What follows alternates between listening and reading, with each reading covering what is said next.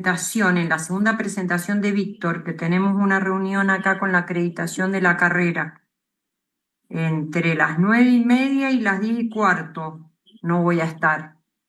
Bueno, yo necesito saber quién está como responsable de esta, además de yo. Para pasar los videos, Sí, Gustavo, necesito saber tengo quién. entendido que Gustavo o Laura, ellos van a estar con los videos proyectándolos como lo hicimos el martes. Ah, ok.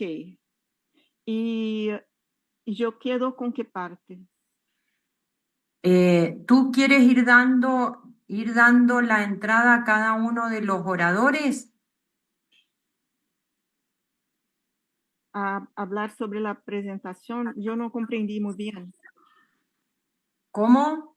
Yo no he comprendido lo que dijiste. Si tú quieres ir presentando a cada uno Ah, de los expositores. sí, para mí está bien. Pero tengo solamente la información que está. This meeting is being recorded.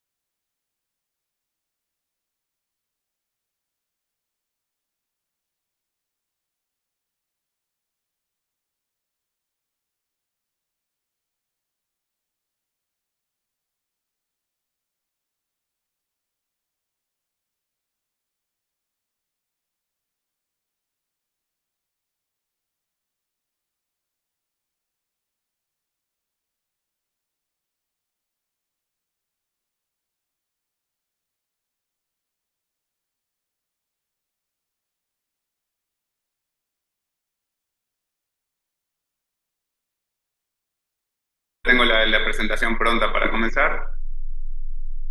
Sí, entonces lo que Virginia me ha solicitado que yo hago la presentación inicial de cada expositor.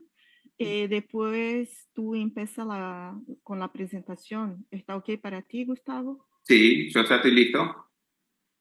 ¿Y cómo quedaremos para seleccionar las preguntas? Lo que Quedo yo. lo que yo hacía el martes era ir viendo las preguntas mientras las van colocando y yo se las pasaba directamente, se las copiaba al expositor para que las tuviera a la mano cuando tuviera que responder. Ah, ok. Si son en otro idioma, se las traducía yo en mi máquina y se las ponía en el idioma del expositor. Ok. La presentación estás haciendo en español o en inglés. Las presentaciones están o en español o en inglés. Sí, pero la introducción de los expositores. Y si habla en español, y si habla en inglés, intentamos hablar algo en inglés. Entonces yo empiezo en portugués, ¿está bien? Bueno, dale. Estoy jugando contigo. Así Sí. que galera empieza hoy. Bueno, si les parece, van empezando. No, no, está bien. Podemos empezar.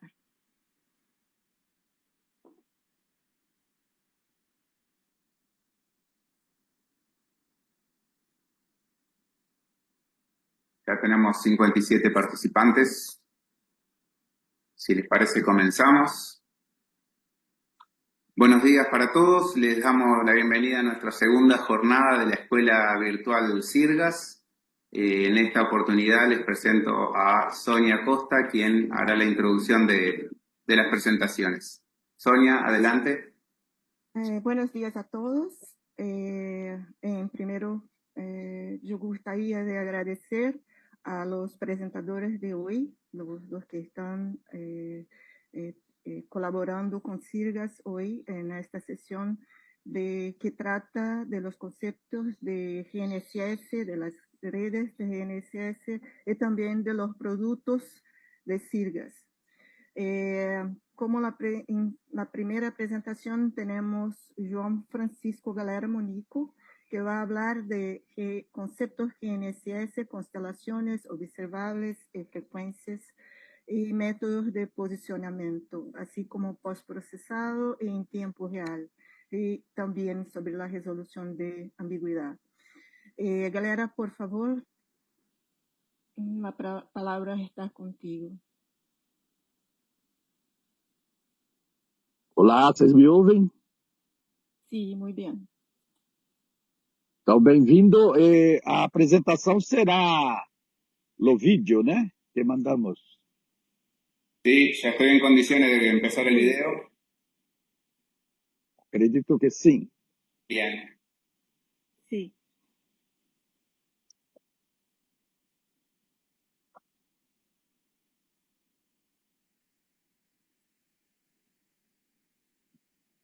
Gustavo, falta el audio del video. Já está passando o áudio.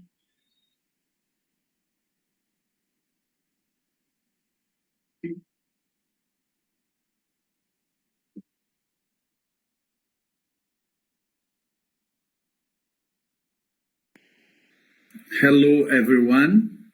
Welcome to the Sirga School again. Today, we will present an introduction to GNSS. I am João Francisco Galera Monico, professor from São Paulo State University, Unesp, Campus Presidente Prudente. The topics of this session is GNSS, constellation frequency, observable and position concept.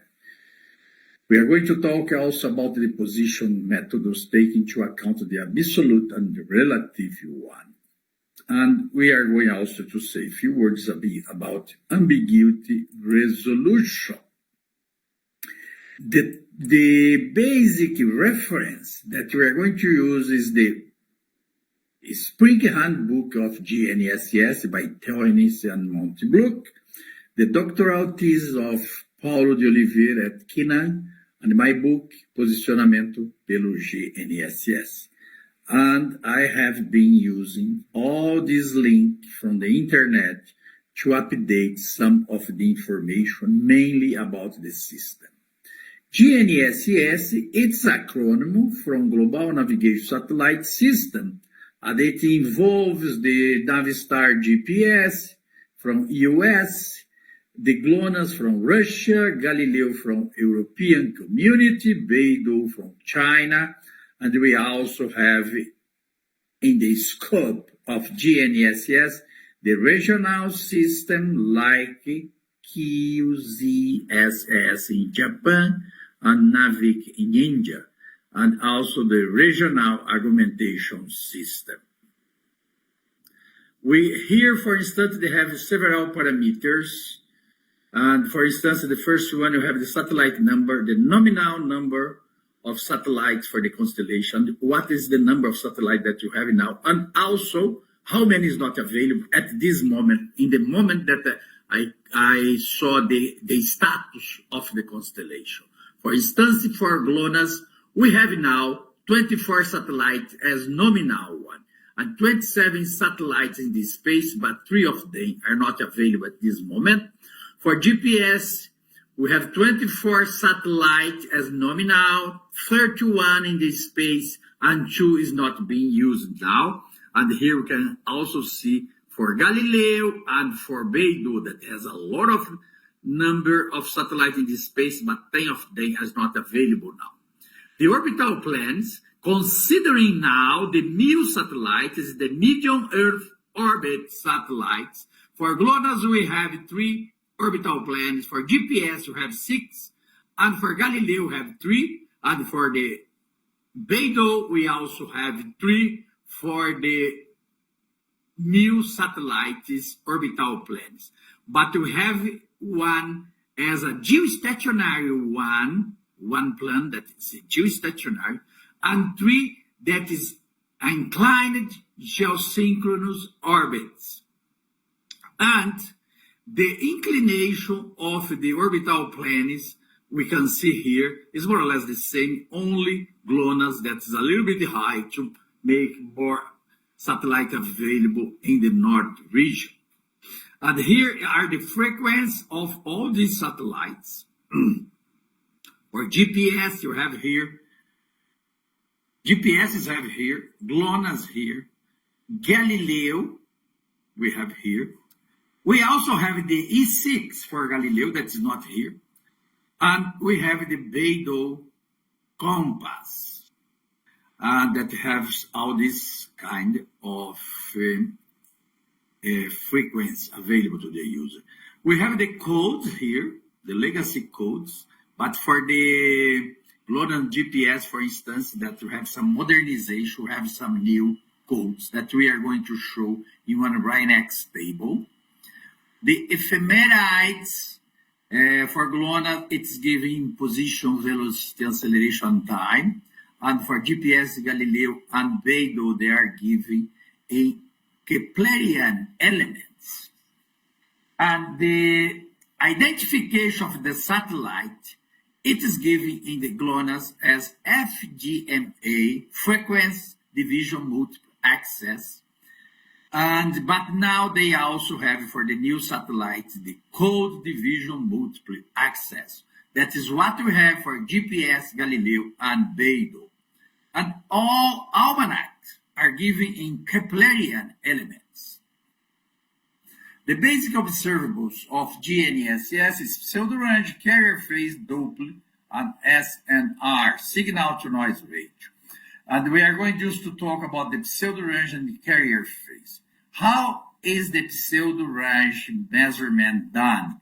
It is one-way range, is one distance between the satellite and the receiver antenna. There is the measurement of time of flight of the coded signal. This coded signal is measured in one characteristic that is called code correlation. The receiver knows how the code is composed, and he produces a replica here, and using cross correlation, it can measure the time of flight of the code signal that multiplied by the velocity of the light, we can get the measurement of the distance. This is the main navigation observable. We have the carrier phase measurement.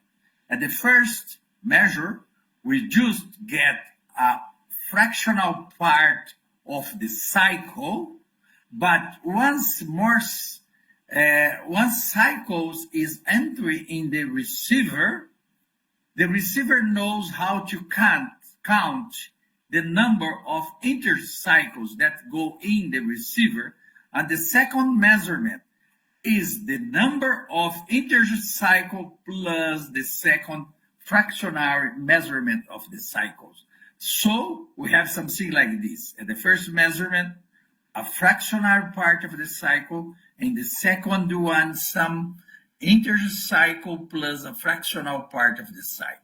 Doing like that, the ambiguities here, the integer number of cycles that you have from the satellite to the receiver, and here will be the same as far as the satellite is continuously being tracked. And so now we have the observation equation for the pseudo range. Here we have the mathematical model. At the left side, we have the observable, and the right side, we have the mathematical model, the functional one that you try to model all errors and also the parameters that you are interested. Like here in the geometric distance, we have the coordinates of the station. That is the parameter that we are interested in geodesy, for instance, for making position. But you have several other parameters here that are errors, at least for geodesy. And if you don't model this correctly, or at least in some extent very well, we don't get a very good position. And so we also have to take into account the random part of the signal, those error that you cannot model.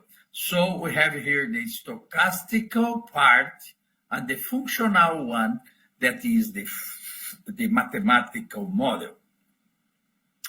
And here we have a description of all these parameters involved in this equation that I'm not going in details. This equation is giving meters, and here you have the carrier phase observation that is giving cycle. The measurement is giving cycle, but we convert here to meter to be compatible in some way with the pseudo-range observation equation. And what you have from different here, we have the ionosphere that is minus here, and is plus here, and we have the ambiguities here, that we have the ambiguity in the carrier phase observer, don't have this in the pseudo range. And apart from that, we also have here these W's, the contribution of wind-up effects in the number of cycles. So we have this equation that can be written for each one of the frequencies and each one of the codes that you have available.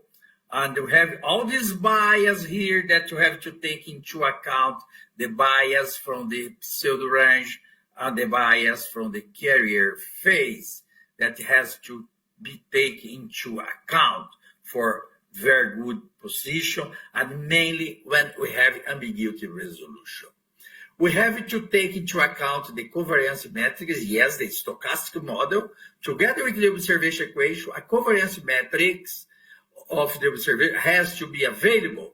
In general, no correlation are assuming among the observable. How good is that is a big problem, and normally we have a diagonal matrix for the covariance matrix.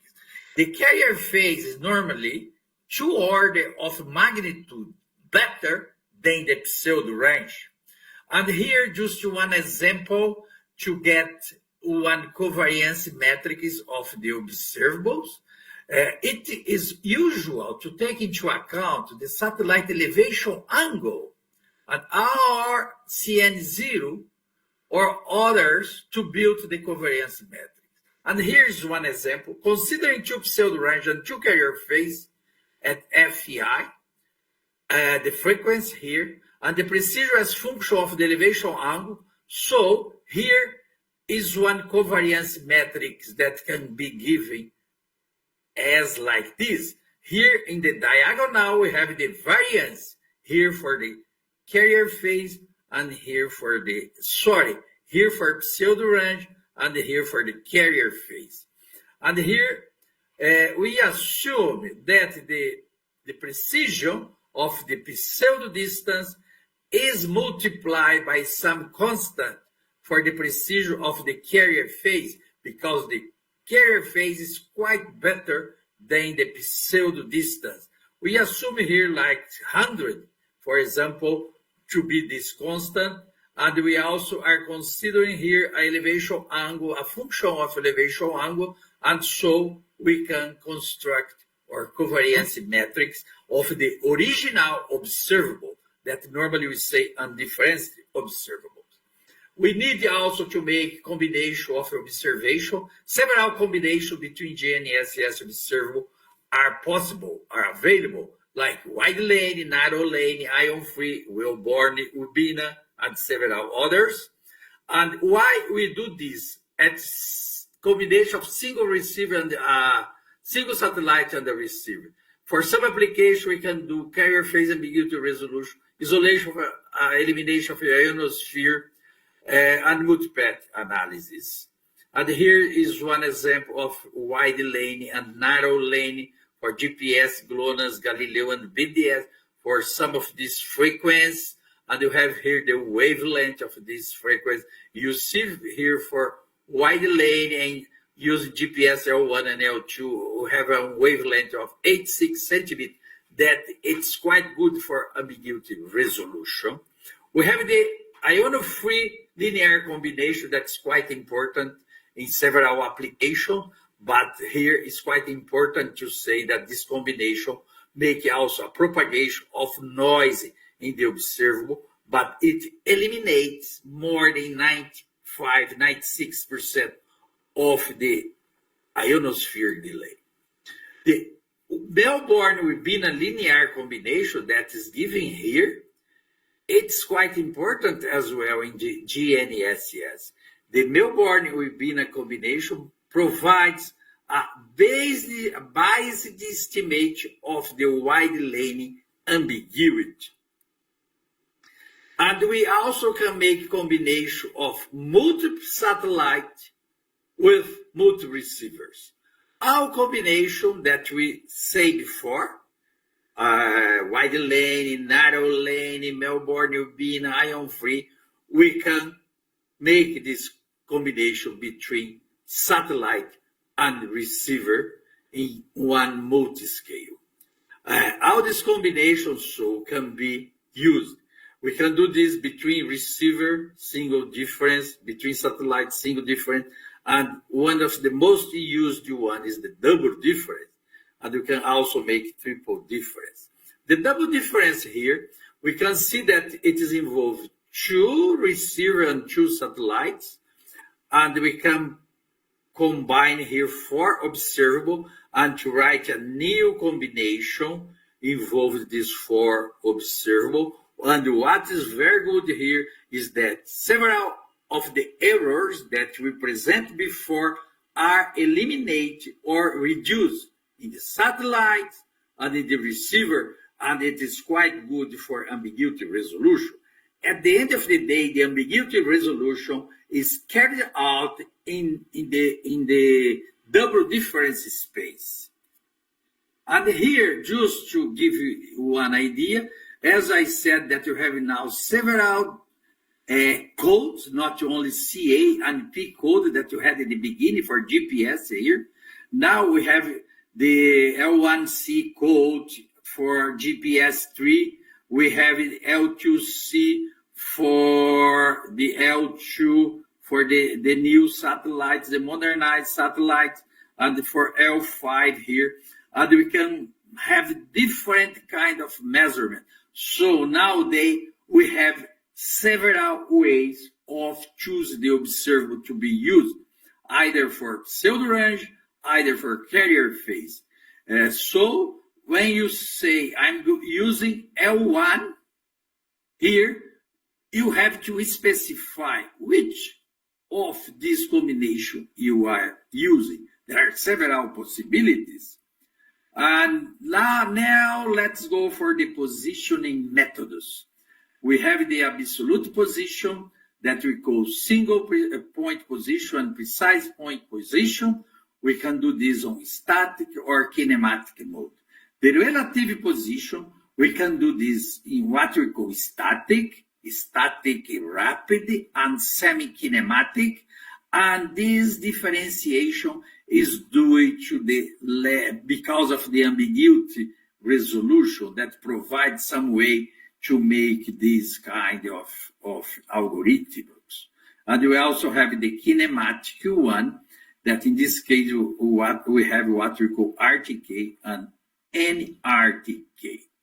The single point position concept, let's say here we have 3 satellites. We know the position from the ephemeris of the satellite that you receive.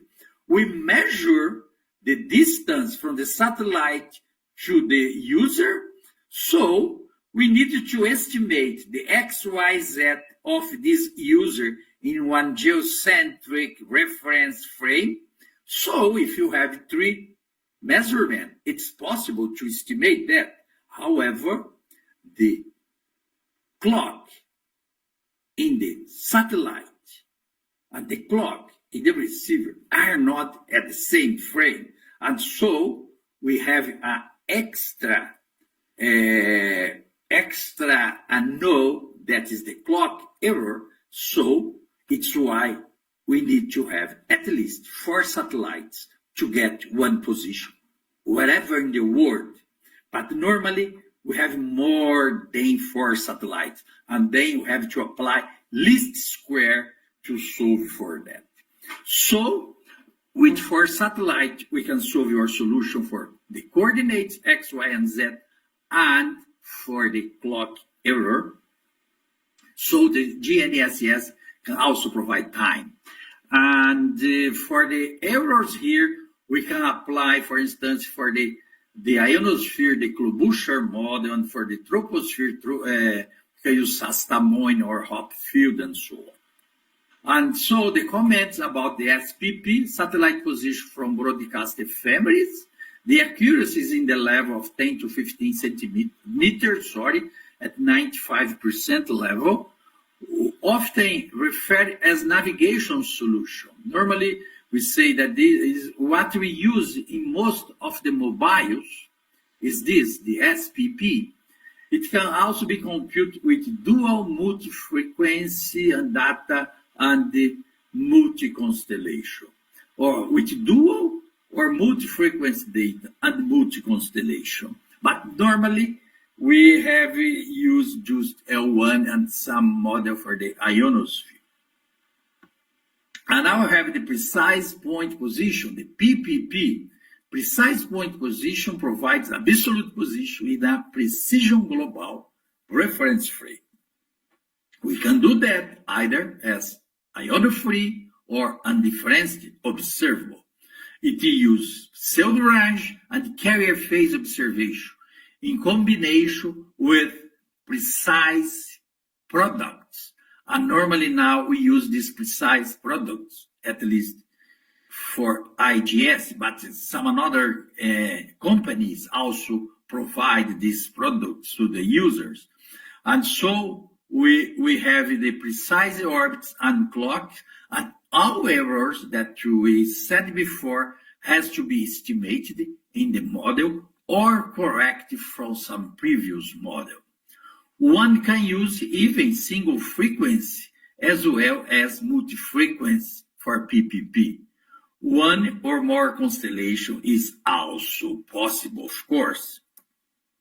The concept here, we have a coarse global or regional network that provide to the user the parameters that are needed, like the precise correction for the ephemeris, clocks, and bias.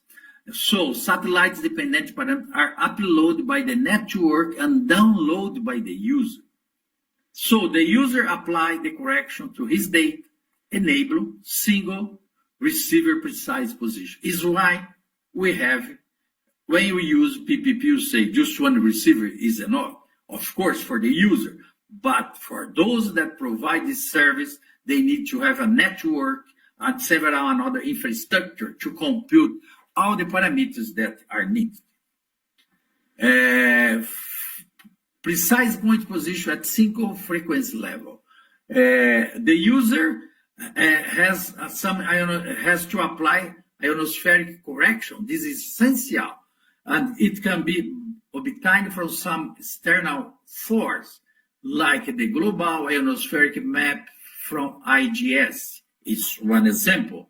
It can also be estimated, but you can also get from another source, as actually we said it here. As the satellite clock offset are based on the iono-free combination, and it is the case for the IGS products, correction from terms from clock, code, and phase have to be applied.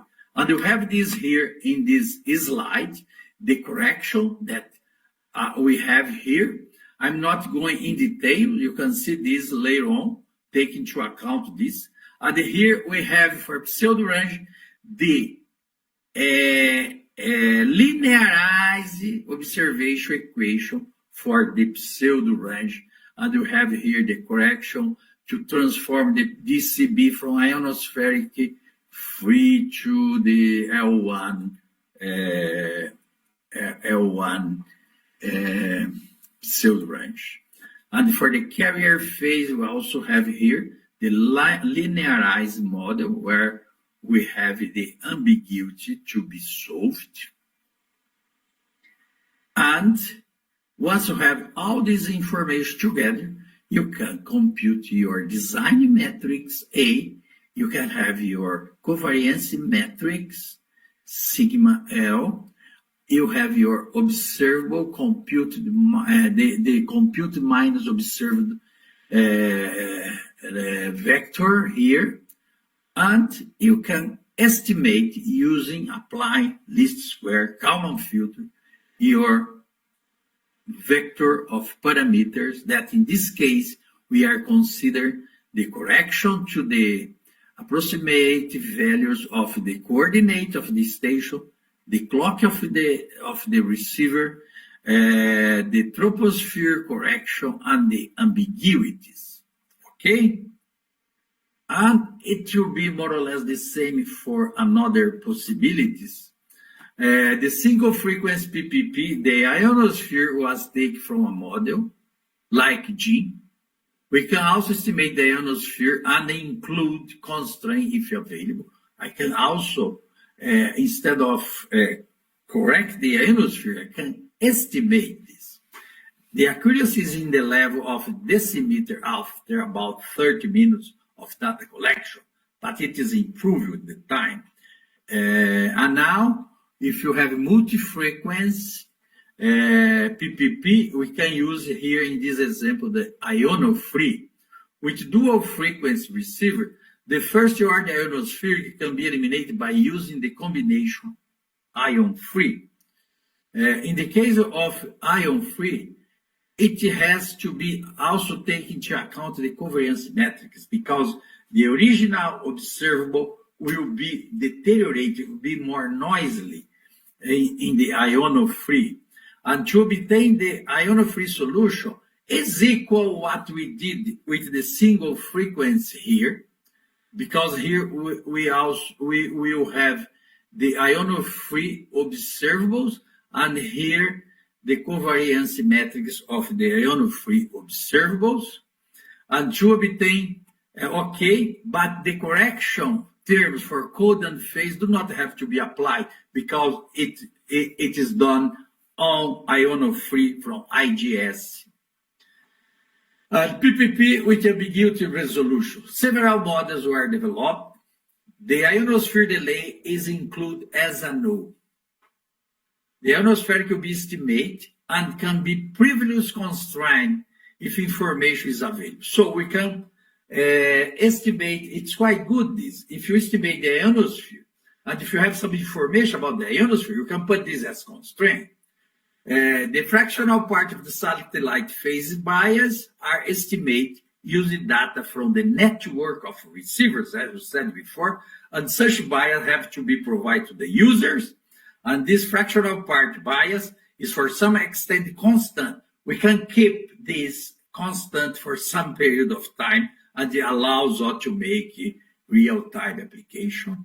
And so these bias from the satellite are estimated from one network and provide to the user, and the receiver contribution of the bias, we can make some kind of single difference from the satellite. We can eliminate this in the receiver, and we can obtain the fractional part, and we can compute an integer solution.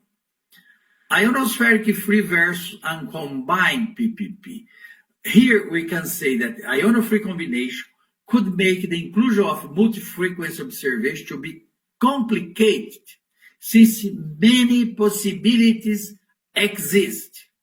In order to provide a suitable representation for multi-frequency receiver and combined phase bias model compatible with the RTCM SSR framework may be better. And what is SSR? State space representation, that I don't have how to say here more details about that. But the International GNSS service provide a real-time PPP. Several products are available. Correction to the broadcast firms and clock and the ionosphere are available. You can see this in this link. And what is quite interesting, the BNC from BKG allows real-time and post-process PPP. They can offer the iono-free solution, the indifferent solution. And so if you go in this link, you can obtain the BNC and you can play with to do PPP. We can also play with the PPP Wizard software from Kines. We have here, you can get all this information here. And the PPP RTK, Intergy PPP improved by atmospheric correction from local or regional RTK network. It is the state of the art, and it's a lot of service is available now all over the world. And now if you go for the relative position, we have to use the double difference that eliminates several errors in the observables. And the real-time kinematic concept, a base station provides correction or observation to a rover receiver in real time. It is mainly the carrier phase used for the RTK. The aim is to reduce and remove errors common to a base station and a rover. All data processing is carried out in the rover, at least at this moment. Ambiguity should be fixed and the accuracy can go to 1 centimeter plus 1 ppb, maybe a little bit worse. And here is just an illustration. We have a base station, the rover here, that gets the information from the base station via a transmission antenna here, but it can also be through the internet of satellite and so on. And this is the RTK. There is a drawback because it deteriorates with the distance from the baseline, and one solution for that is the network RTK. It is based on several widely spaced permanent stations. Data from the permanent station regularly communicates to a central processing, and the RTK used to transmit their approximate location to the central station that calculated transmit correct information or correct position to the RTK using terminals. Network RTK technique enabled the establishment of position service which serve large region or whole country. And so we can create, at this case, the VRS, virtual reference station. The user can provide the system as that it was a relative position. We have here a network of station that you know the position. We get the measurement from the satellite. It goes to a central infrastructure, and then the user inside this network send in one bidirectional link your approximate position using NEMEA, for instance, and then the master station can send to the rover RTCM VRS file, and so the user file or correction, of course, both, and the user can make the relative position. Now, a few words about ambiguity resolution. What is the meaning of the term ambiguity solution? It is determine the correct integer number of carrier wavelength ambiguities between the satellite and the receiver. In such case, if it is solved, you have the ambiguity fixed solution. If it is not solved, you have the ambiguity float solution. And how it is done? From the initial float solution, we apply a specific method and one obtain the fixed solution. Once we obtain the fixed solution, the validation is quite very important. And we will not have time here to say about the validation, but it's quite important. One test that's quite useful is the ratio test.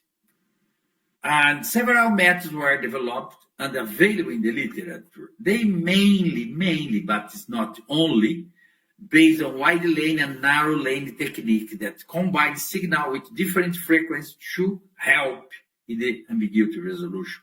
We have the ambiguity decorrelation technique that is quite interesting. It's a mathematical approach like Lambda method developed at TU Delft. It reduces the correlation among the ambiguities for faster resolution. If we didn't have correlation between the ambiguities, the solution should be to approximate for the closest integer. And then here in the Lambda method, it tried to work more or less in this direction. And it's quite important to say that for short period of data collection, the parameter precision improves significantly. And here's one general idea of ambiguity resolution is to apply integer least square. Here we have the modulo of the float ambiguity with the integer ambiguity. It has to be minimal, and any belongs to the integer space.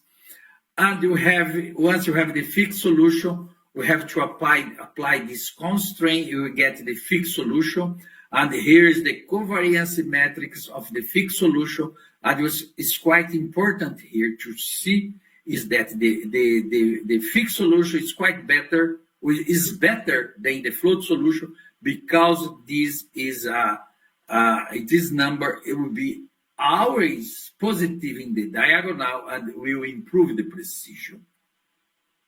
And once here, just to illustrate that, if you have a float solution in the meter level, once you fix the ambiguity, we are going for the centimeter level. It's a very good improvement. If it is very short data collection, if the data collection is very long, the improvement is not that so much. It is what I have to say. Thank you very much. If you have a question, I will be happy to answer if I know. Thank you. Thank you, galera, for your presentation, your great presentation. And we had some questions here that you were already answering. Questions I asked to participants write the questions in this Q and answer icon. Galera, we have the last one. I don't know if you already answered. Yes. Oh, I think that, would you like to say something to our participants?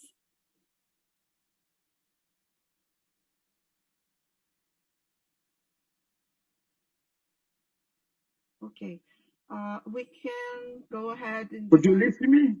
Yes, now, yes. Oh, yeah, okay. I'm in another meeting here, but I try to answer the questions online in the chat, most of them. And I think maybe there is still one, but I can answer later on. Okay? Okay, galera. Thank you very much again. Thank you for the opportunity. All the best. So we go ahead in our next presentation. That's Vitor Ciossi that will be giving this presentation. The topic is about GNSS networks, regional and national densifications, as well as coordination, cooperation, and standards. So we can start the presentation, Vitor presentation.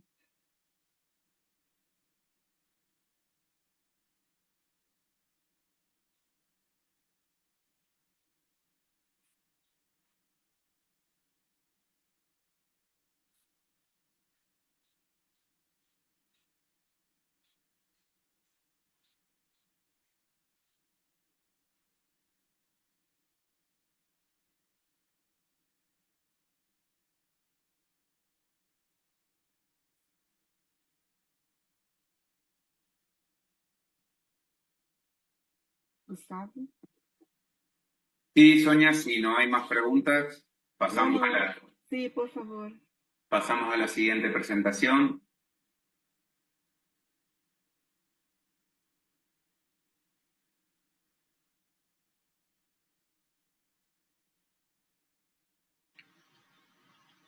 Hello, everyone. It's a pleasure sharing with you. This is me speaking from the other side of your screen. And in this lecture, we are going to talk a little bit about GNSS networks. This is the outline of the presentation. And let me start with an overview about geodetic infrastructure. Nowadays, the geodesy has been enhanced by the UN resolution about the GGRF. So the GGRF is the goal for the modern geodesy. In this sense, geometry, gravity, and rotation of the Earth can precisely be determined through observation and estimation processes, which depend on the existence of the geodetic infrastructure. So we can define a geodetic infrastructure like a set of elements that facilitate the proper utilization of the geodetic reference frame for technical and scientific purposes. We have, by one hand, an administrative infrastructure. We are not to talk about this. And in the other side, we have a physical or tangible component of the geodetic infrastructure. In this sense, we have the instrumentation for data acquisition, data centers, data analysis, human resources, etc., etc. The general idea here is the proper operation of this component enable the continuous observation and modeling of geodetic parameters. So any geodetic infrastructure has a physical or tangible component, an observational array. This is the network itself. And the network are deployed at national or continental levels, ideally with interconnection to the ITRF. The ITRF provide uniformity and interoperability for geospatial data acquisition and processing. So each country has been responsible for establishing its own geodetic infrastructure, always under the principle of the best possible effort. And global techniques or geodetic techniques like GNSS is the more effective for these purposes. Taking into consideration that geodetic networks are an essential part of any geodetic infrastructure, the geodetic network can be defined as a set of physically materialized control points interconnected through geodetic observations, whose purpose is to provide a reference frame for determining relevant geodetic parameters. Any technical or scientific task, since construction surveying or satellite orbit determination, needs an accurate set of fiducial coordinates, and they are provided by the geodetic network. This network can be classified from various points of view. One of them is the type of geodetic observation employed for subsequent fiducial position calculation. This includes, for example, the old or classical network for horizontal control, the triangulation, trilateration, and traversing. The vertical control network for here the geodetic leveling is used. And in this group, we can include the gravimetric networks. Here, maybe you remember, or one of you remember these beauties, old-fashioned geodetic instrument. And we have here an example of geodetic network, classical geodetic network in South America, triangulation network covering all the subcontinent, and a national triangulation network in the case of Venezuela, the first order triangulation in Venezuela. When the array of points is observed using spatial or satellite techniques, such as VLVI, laser, DORIS, or GNSS, so we have a modern network or simply a satellite-based network. Based on this kind of network began to be useful for geodesy in the 60s, when the transition from the old-fashioned geodesy and modern geodesy began. Based on the spatial coverage, the modern geodetic network can be classified in global, regional, or national, and local. Here in the picture, I try to illustrate the type of coverage. No? So this is referential values only. For example, in a global network, the separation between the points, between the station, may be 100 kilometers. For regional and national, 30 kilometers, 100 kilometers more or less, and local one, 10 kilometers or less. The local ones are a network useful for surveying and engineering tasks. The point here is that GNSS is the most effective techniques for establishing this kind of network, thinking in the access to the ITRF. Regional and local geodetic network are based on GNSS. And according to this, the occupation regime defined another kind of network, of GNSS network, in the classification, I mean. The passive one, the continuous, or active network. Here we have a little description of passive networks. They are established for a specific epoch, introducing the reference frame for applications that do not require modeling the temporal variations in the coordinate. Some detail and important detail related to the observation campaign and the analysis must be efficiently planned. Today, the coverage is primarily local, and under certain conditions and needs, this can be reoccupied, yielding episodic solutions. Here we have an example of that. The Venezuelan passive network recommends three materialization, and the principal disadvantage here, each materialization is aligned to different ITRF solutions. Okay. We have now the other kind of network, GNSS network, the continuous one. In this case, these are arrayed with a permanent observation regime after its establishment, enabling the monitoring and control of temporal variation in relevant geodetic parameters, not only coordinates or velocities, maybe tropospheric parameters or satellite clock or station clock, whatever. Their coverage can be global, regional, or even local, and they represent right now the best option for building modern geodetic infrastructure. We have here in the slide an example of continental one. This is Sirgascon network, and here national one, the Ramsac network in Argentina. Continuously operating network, GNSS continuously operating network. And the third, here's the global network of the IGS. 500 more or less stations worldwide, yeah. And here we have the third case of GNSS network, the active one. This is a special case of continuous network where stations are capable of transmitting real-time differential correction for positioning, requiring, I think, a greater operational complexity compared to the continuous network. RTK solutions like VRS, FKP, MAX, RTK based on NA32 benefit directly from this kind of control network. This is an example of an active network, the SAPOS in Germany. Oh, sorry, the SAPOS in Germany. Okay, but passive, continuously, or active network need to be established and even intensified.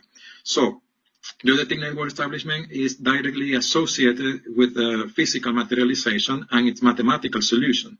The first one is understood as a monumentation of the geodetic station, and the latter correspond to the availability of accurate coordinate under temporal variation. To fulfill this condition, three well-defined stages must be performed: the design, the observation, and the adjustment of the network. Obviously, there is technical and economic issues as well as human resources supplies that we need to consider. The variable involved in the establishment, like network geometry, the occupation regime, the quality of the determination, etc., need to be evaluated according to optimization principles. But the most important aspect here is ensuring the consistent alignment to the ITRF. All networks, modern networks, GNSS networks, need to be aligned to the ITRF. So, in this regard, there is a hierarchization of the geodetic network. First, we have the highest level accuracy in the network. This is the ITRF network. So, we have regional, national densification and the local one, and the accurate must be enough to satisfy any application of positioning and navigation, etc., etc. Okay, so essentially, depending on the accuracy of the coordinate of the vertices of the stations, and along with the territorial coverage, the array is classified within a specific hierarchical level. Okay, let me, okay. So, other network belongs to a specific hierarchical level or class when it's determined from an immediately or superior class. Here, an example. Look at this. We have, for example, a network, ITRF network, for GNS, we need to densify. The densify implies to put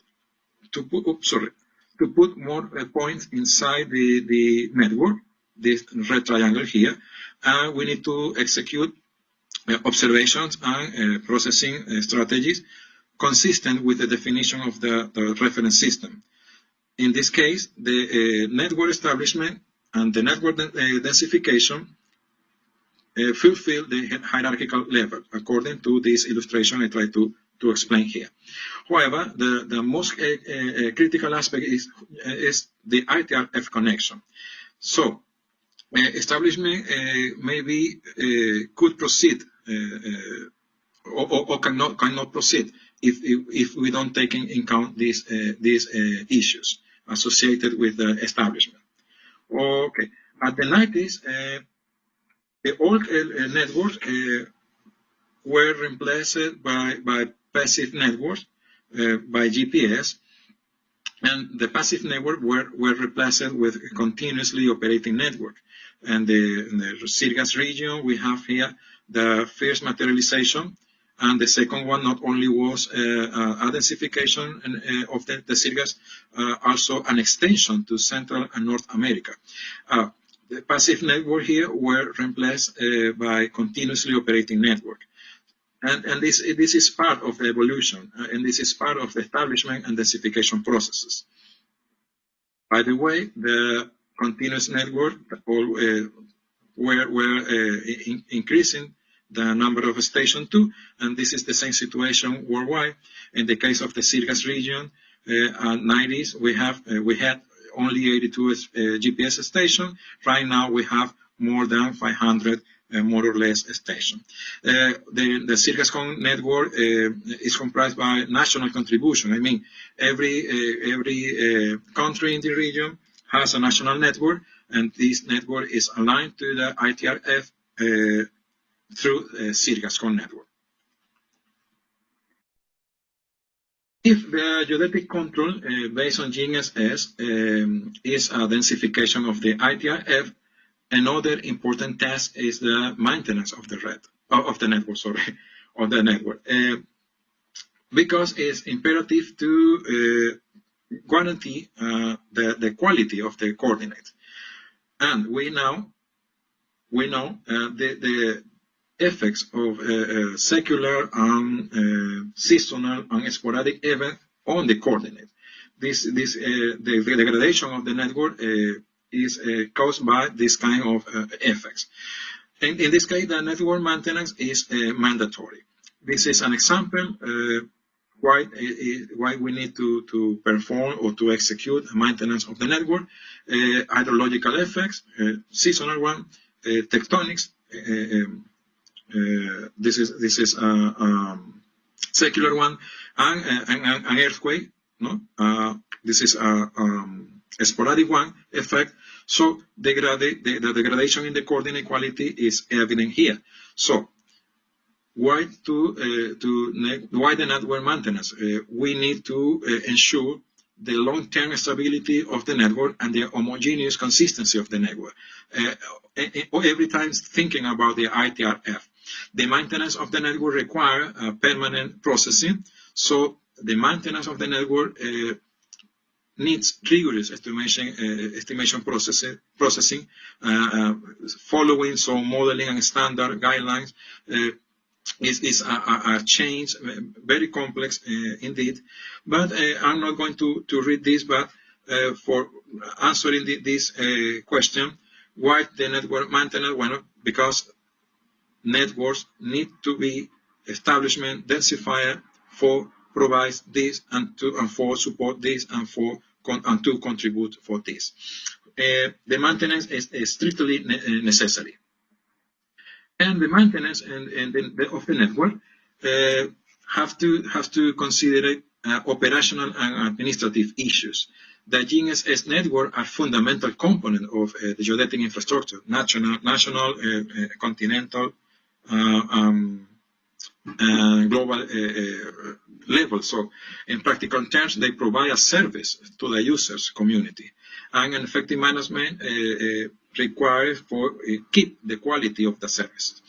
So key elements for an effective management of the network are the basic guarantee the basic condition of the installation site, the functioning of the receiver, antennas, etc. Keep personnel for monitoring the performance of the network in situ or remotely, to have data repositories, to have analysis center, and communication with the user.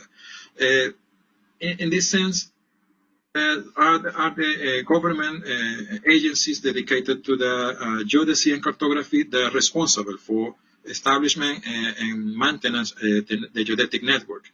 But there is cases where universities or research center, for example, or private sector install their own station, and this is good because we can increment the coverage of the network, and so reinforcement the geodetic control and the reference frame in the country or in the continent or a global scale. Okay, if the geodetic control is based on course station, on continuously station, and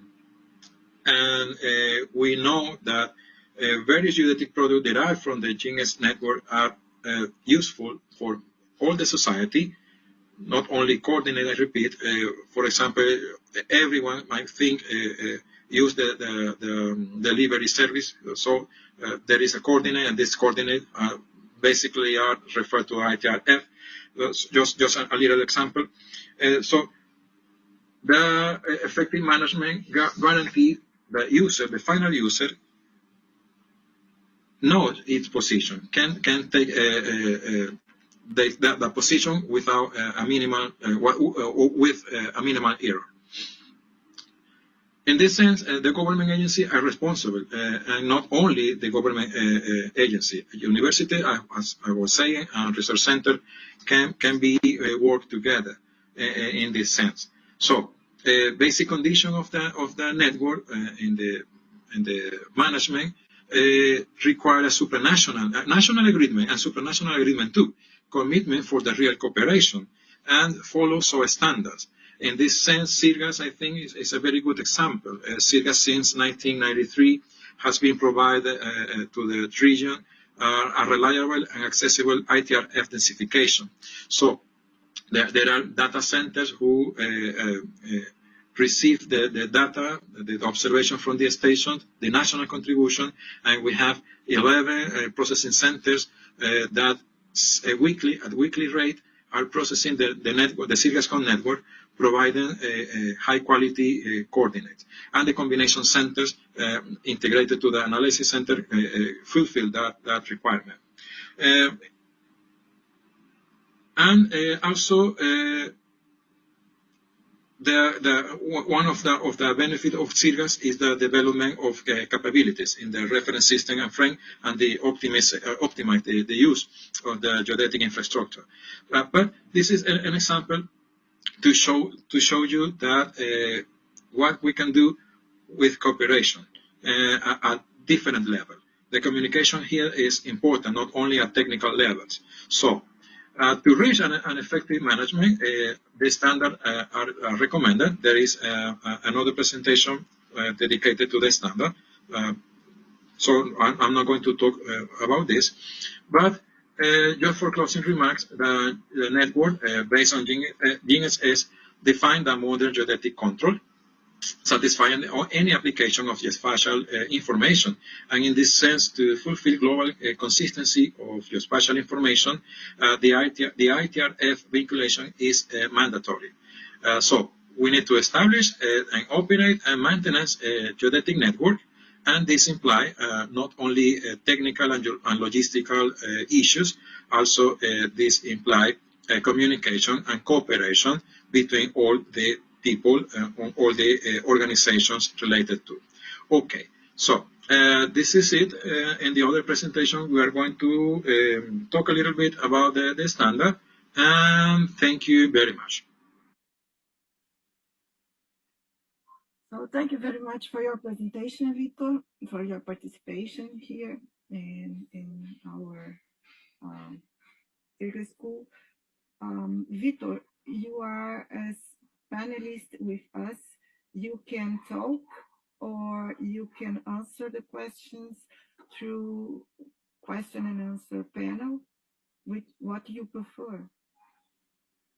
Hello, hi Sonia, nice to talk with you. Hola a todos, buenos días, ¿qué tal? No, como prefieran, en realidad yo voy a estar aquí atento. De hecho, estoy viendo algunas preguntas. I'm watching some questions, so I'm going to answer writing, or you can write me directly. So I'm here for attending your question. Okay. I think that we are on time. Would you like to answer some questions? We have three. The first one is, which fixed epoch should be used when adopting the ITRF 2020 U21 or 23 reference frame in a country? So, Sonia, you hear very, very slow. I don't get the question. Can you repeat it, please? It is in the panel question and answer. Yeah. Can you see this? Yeah. This is the first question. Okay, ya. Sí, ya aquí las tengo.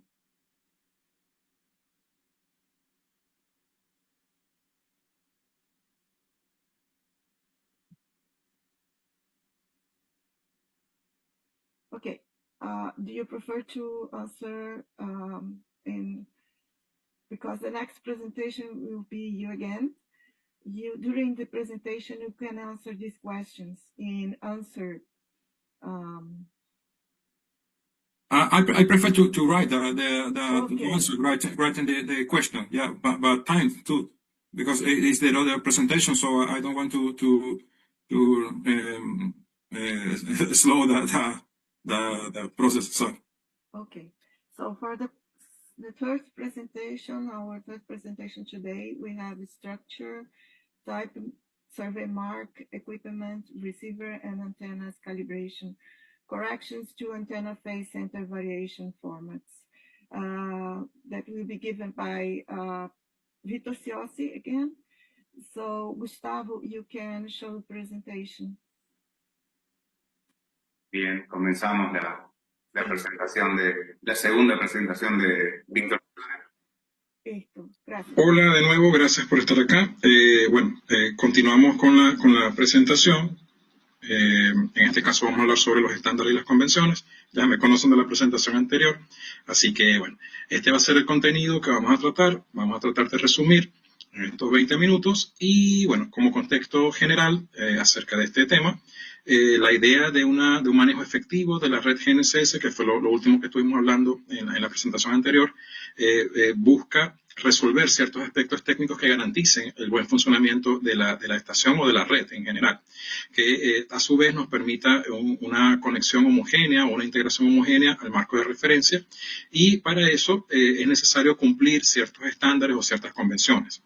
Al momento de instalar la estación o las estaciones, por supuesto, cada agencia o cada entidad que asume la responsabilidad de instalar una estación puede cumplir estándares propios, procedimientos que son propios.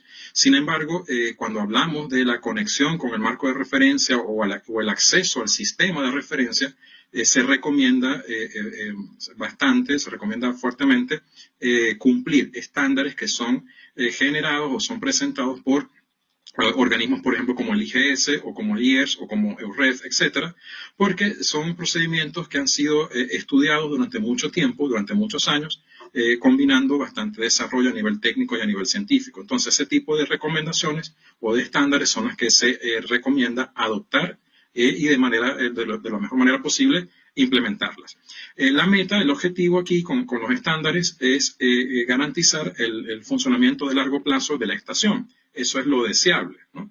Ok, entonces en este sentido, quizás nosotros hemos visto por ahí este tipo de estándares, las guías para la operación de estaciones continuas o las convenciones del IES. Las presento porque en este caso las del IGS asociadas a las estaciones continuas buscan darle homogeneidad al funcionamiento de las estaciones. Y en este caso las del IES regulan o condicionan, digamos, el proceso de estimación de parámetros geodésicos.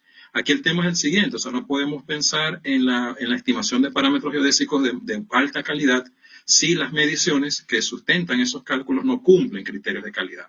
No solamente en el caso del GNSS, sino de cualquier otra técnica.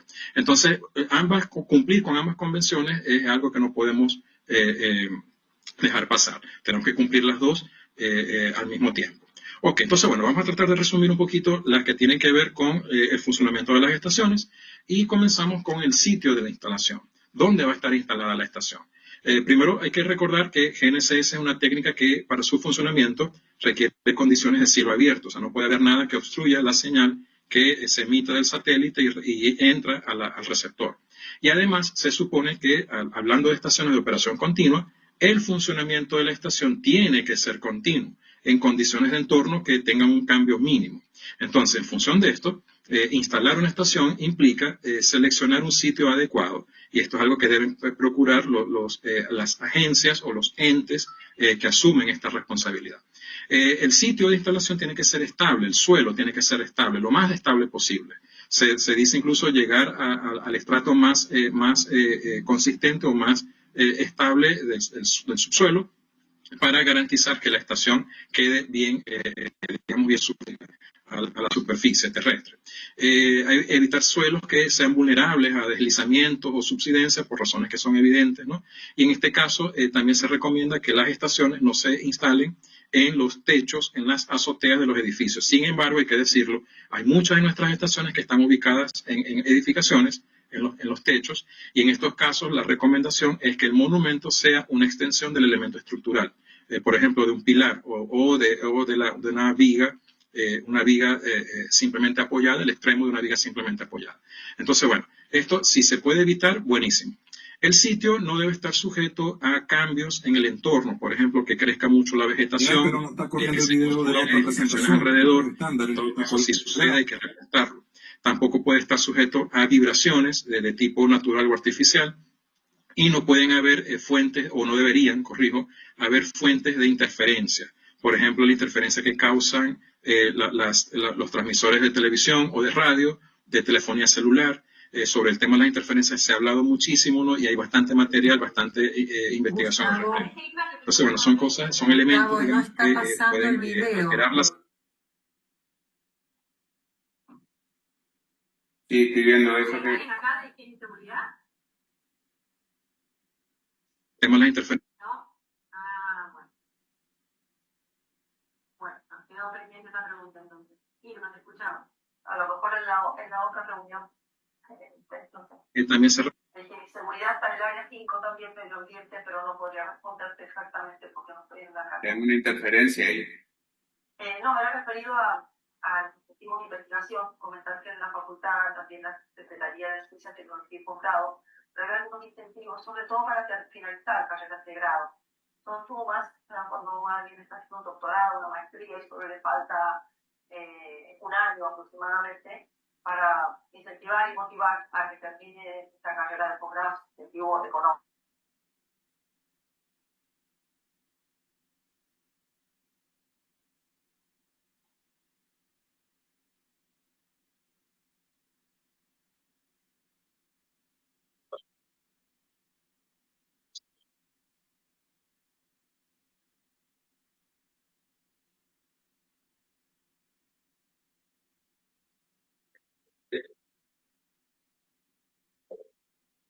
Bien, le pido las disculpas del caso. Voy a comenzar de nuevo la segunda presentación de Víctor Ciose.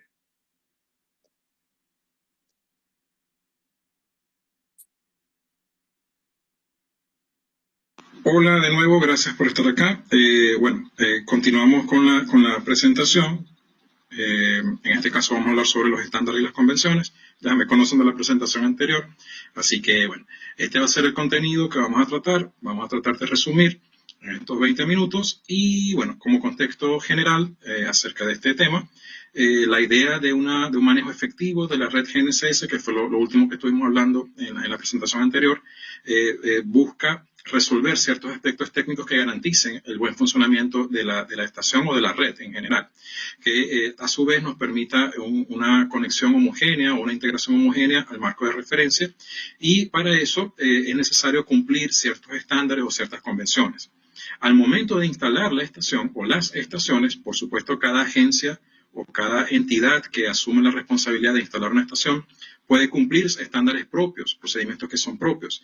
Sin embargo, cuando hablamos de la conexión con el marco de referencia o el acceso al sistema de referencia, se recomienda bastante, se recomienda fuertemente cumplir estándares que son generados o son presentados por organismos, por ejemplo, como el IGS o como el IERS o como EURED, etcétera, porque son procedimientos que han sido estudiados durante mucho tiempo, durante muchos años, combinando bastante desarrollo a nivel técnico y a nivel científico. Entonces, ese tipo de recomendaciones o de estándares son las que se recomienda adoptar y de la mejor manera posible implementarlas.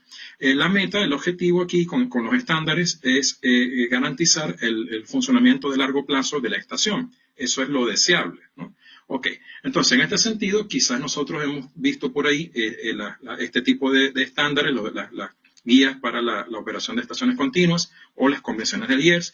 Las presento porque en este caso las del IGS asociadas a las estaciones continuas buscan darle homogeneidad al funcionamiento de las estaciones. Y en este caso las del IERS regulan o condicionan, digamos, el proceso de estimación de parámetros geodésicos. Aquí el tema es el siguiente, o sea, no podemos pensar en la estimación de parámetros geodésicos de alta calidad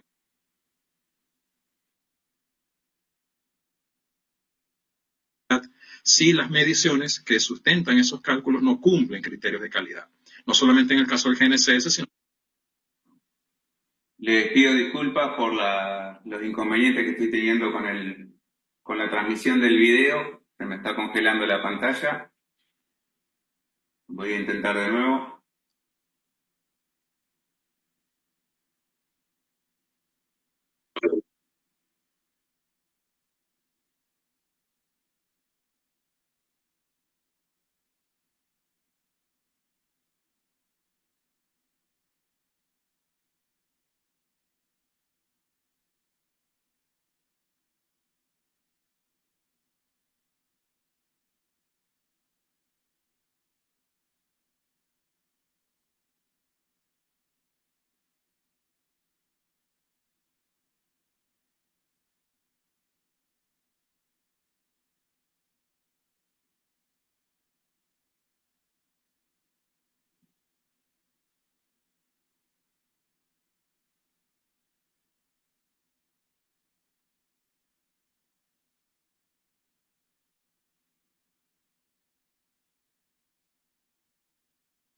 No solamente en el caso del GNSS, sino de cualquier otra técnica. Entonces, cumplir con ambas convenciones es algo que no podemos dejar pasar. Tenemos que cumplir las dos al mismo tiempo. Ok, entonces, bueno, vamos a tratar de resumir un poquito las que tienen que ver con el funcionamiento de las estaciones y comenzamos con el sitio de la instalación. ¿Dónde va a estar instalada la estación? Primero hay que recordar que GNSS es una técnica que para su funcionamiento requiere de condiciones de cielo abierto, o sea, no puede haber nada que obstruya la señal que se emite del satélite y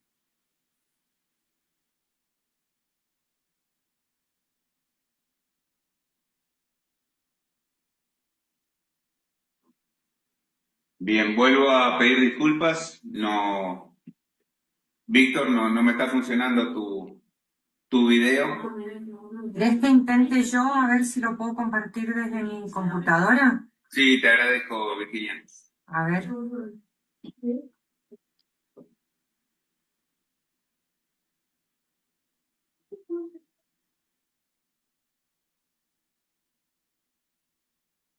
¿Voy a entrar a una reunión?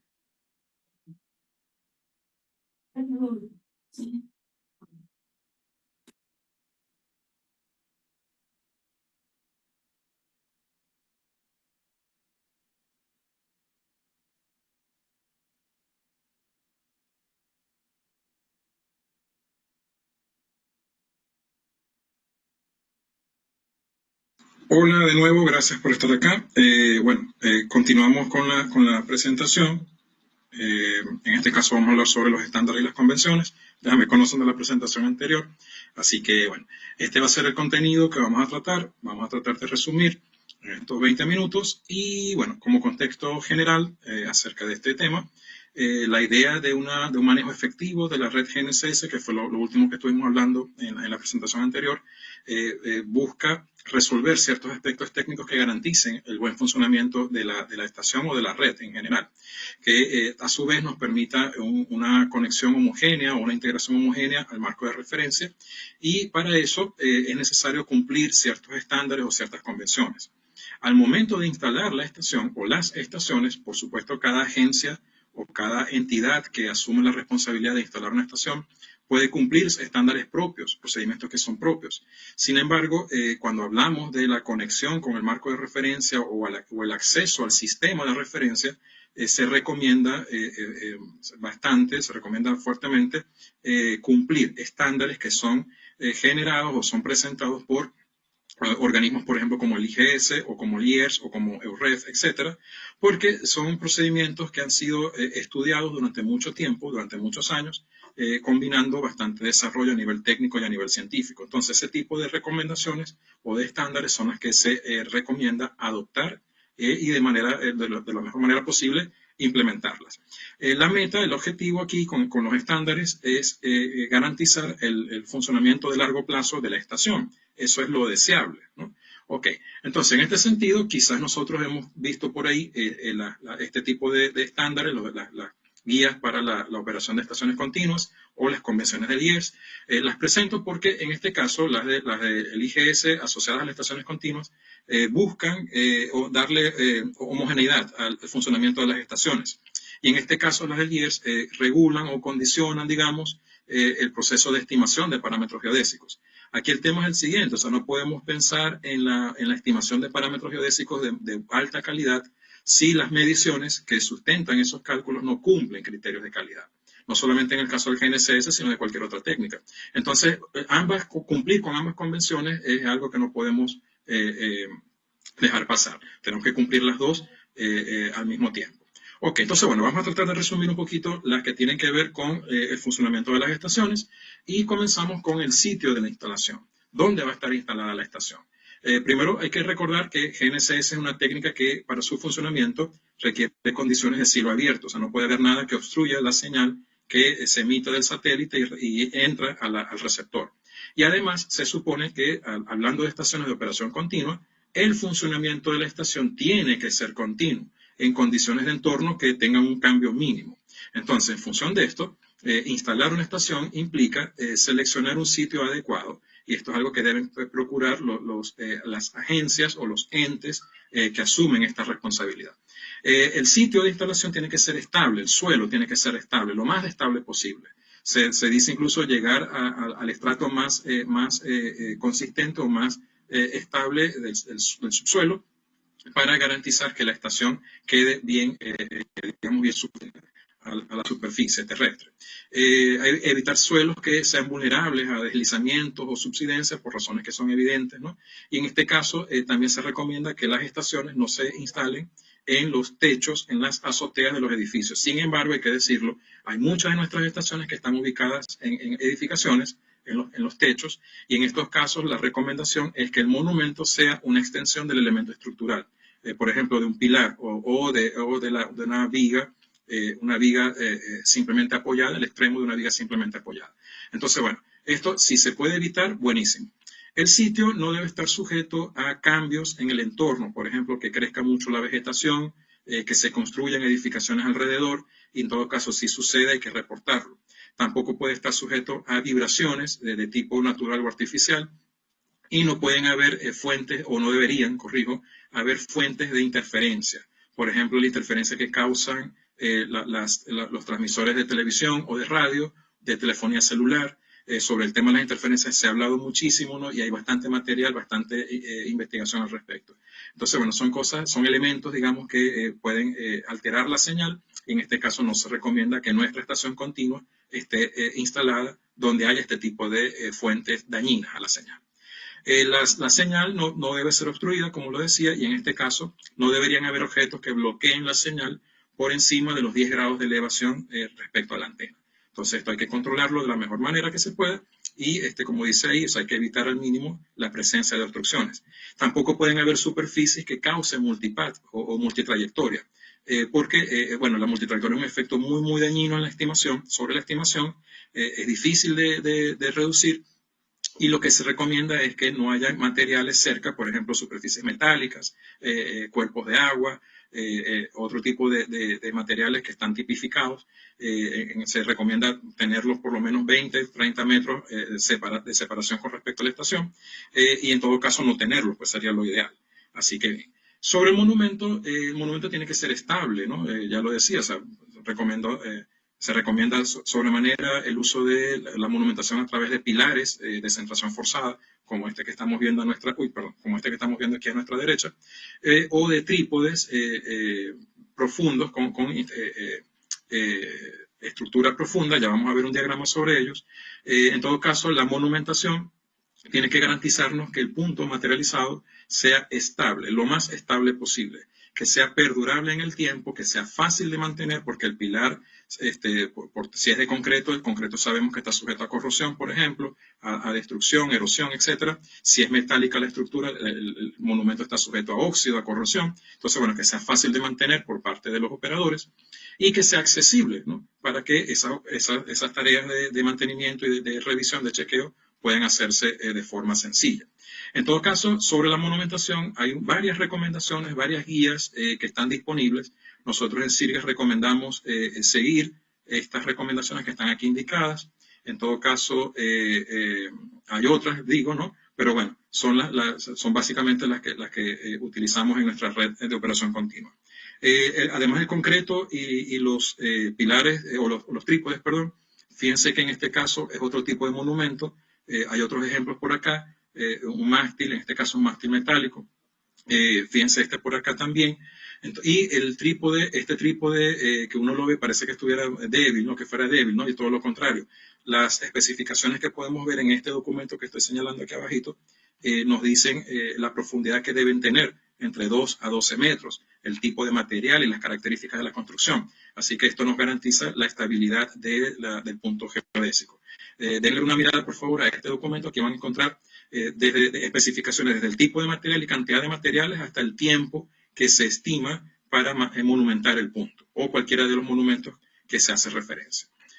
Además de la instalación, el darle un nombre, una identificación única a la estación es requisito fundamental al momento de incorporar una estación a redes continentales o redes globales, y el nombre tiene que cumplir el estándar, y este estándar es el que está aquí ejemplificado. Debe tener una identificación por convención y debe tener asociado el DUNS number. Esta identificación por convención sigue esta norma general que está aquí ejemplificada. En el caso de la estación Maracaibo en Venezuela, Maracaibo, la estación se llama Mara, acompañada de estos 2 dígitos. Aquí les indico qué significa cada uno de estos dígitos. Y los últimos 3 caracteres corresponden al código ISO asociado al país. Venezuela, el código ISO es VEN, entonces la estación Maracaibo se llama Mara 00 VEN.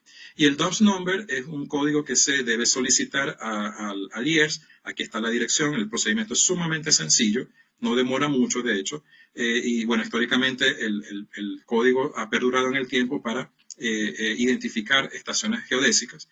Entonces, bueno, forma parte de la denominación o de la identificación de la estación. Entonces, toda estación GNSS debe tener su nombre por convención y su DUNS number asociado. Ok. Además, debemos generar el log file de la estación, el metadato, digamos, de la estación. El log file está constituido por estos ítems que estamos viendo acá, y la idea del log file es que nos permita saber cuáles son las características de la instalación, desde su ubicación, desde el tipo de material donde está construido, hasta los cambios de antena que se han suscitado en el tiempo, de receptor, todo lo que ha afectado el entorno de la estación. Y es un archivo que una vez que se genera la primera vez, hay que irlo actualizando por cada evento o por cada hecho que ocurra en el entorno de la estación. Este reporte es fundamental, el log file de la estación. Ok. Aquí vemos un ejemplo de cómo luce un log file en un archivo ASCII, en formato ASCII, y bueno, aquí estamos viendo descritos todos estos ítems que están acá mencionados. De hecho, el log file también, hablando de estándares, cumple un estándar o debe cumplir un estándar en cuanto a su nomenclatura. Fíjense que aquí de nuevo el nombre por convención de la estación. Esta es la estación AGO allá